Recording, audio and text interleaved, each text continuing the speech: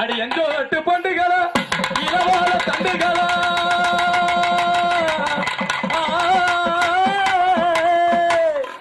அடிய நறுக்கி பவளங்களா